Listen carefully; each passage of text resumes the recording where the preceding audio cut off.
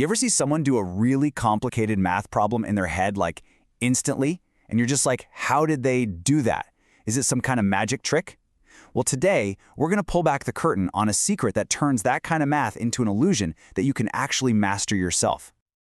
Okay, let's just dive right in. Take a look at this problem on your screen. What's 85 times 85? How would you even start to solve that? Would you reach for your phone? Pen and paper, maybe? Seriously, take a second. How'd you do it?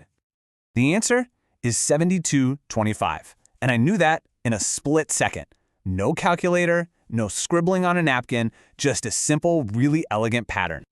And look, this isn't some newfangled shortcut from a viral video. This comes from an ancient system of mathematics. It's governed by something called a sutra, which is basically a word formula called ekadikana purvena. It's a simple rule that unlocks the ability to solve problems just like this, completely in your head. This whole technique is part of a system called Vedic mathematics, which was pieced together from ancient texts.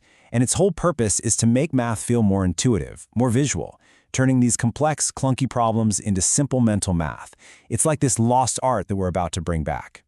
The entire secret is locked inside this one phrase, by one more than the one before. I know, it sounds a little cryptic, right? But believe me, it is the key to everything. So let's break down what that actually means and how you can use it.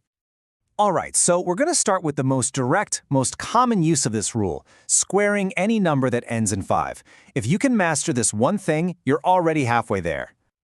The process is just brilliantly simple. There's 2 parts. Step 1 is the easiest thing you'll ever learn. The answer will always end in the number 25. Always. For the second step, to get the front part of the answer, you just take the digit before the 5 and multiply it by the very next whole number. That's it. That's the whole trick. Okay, let's do one together. We're going to find the square of 35. Just remember those 2 steps. Okay, so the right-hand side, that's a given, it's 25. We know that.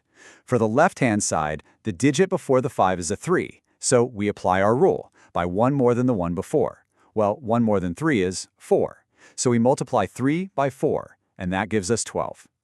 And now, you just slide those 2 parts together. The left side is 12, the right side is 25. The answer is 1225. See? So simple, right?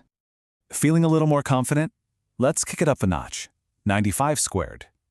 Don't worry, it's the exact same process. You know the drill by now. The right side is going to be 25. For the left side, we take the 9. By one more than the one before, that means we multiply 9 by the next number up, which is 10. And that gives us 90. Put them together, you get 9025. You can go ahead and check it on a calculator if you want, but you don't even need to.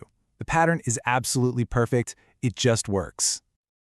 And you might be thinking, does this only work for simple 2-digit numbers? Nope. Look at 125 squared. Here, we take the entire number before the 5, which is 12. Multiply 12 by the next number 13, you get 156. Put that in front of our trusty 25, and you get 15,625. It even works with decimals. For 20.5 squared, just ignore the decimal for a second. Solve 205 squared. The first part is 20 times 21, which is 420.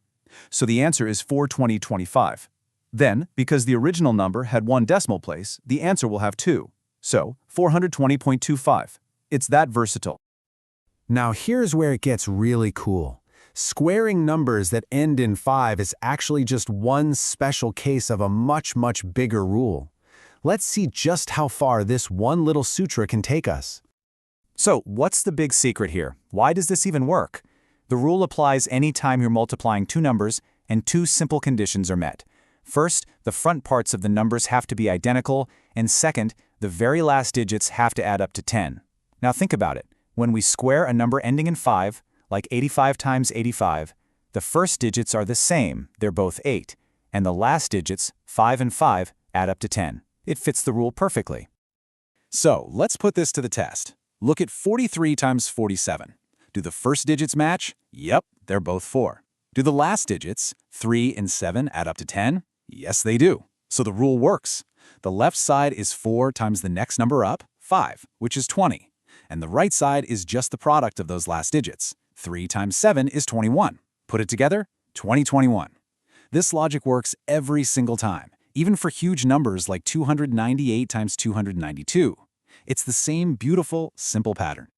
Okay, this is a powerful tool, but like any powerful tool, you gotta know when to use it. And to make sure you get it right every single time, I want you to think of yourself as two different people. You are the architect and you are the builder. First, you have to be the architect. Your job is to look at the problem and check the blueprints, basically. You have to ask two questions. Are the first parts of the numbers the same? And do the last digits add up to 10? Only when the architect inside you says yes, the conditions are perfect, only then does the builder get to pick up the tools and actually do the calculation. So here's the most important thing to remember. Always be the architect first. If you try to use this trick on, say, 43 times 46, your inner architect should stop you. Why? Because 3 plus 6 is 9, not 10. It fails the test. What about 43 times 57? Fails again. The first digits, 4 and 5, don't match. You got to remember, this technique is a scalpel for a specific surgery. It's not a hammer you can just use on everything. All right, let's just take a step back and look at what you've just learned. In just a couple of minutes, you've unlocked a mental technique that lets you do calculations that would honestly stump most people, or at least send them running for a calculator.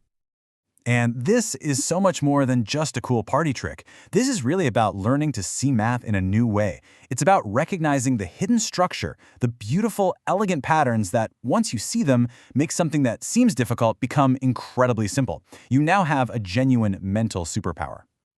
You know, the most amazing thing about all this is that the pattern was always there, just hiding in plain sight, waiting for someone to notice it. It really makes you wonder, doesn't it? What other simple, powerful, and beautiful patterns are all around us, just beneath the surface of our everyday lives, waiting to be discovered?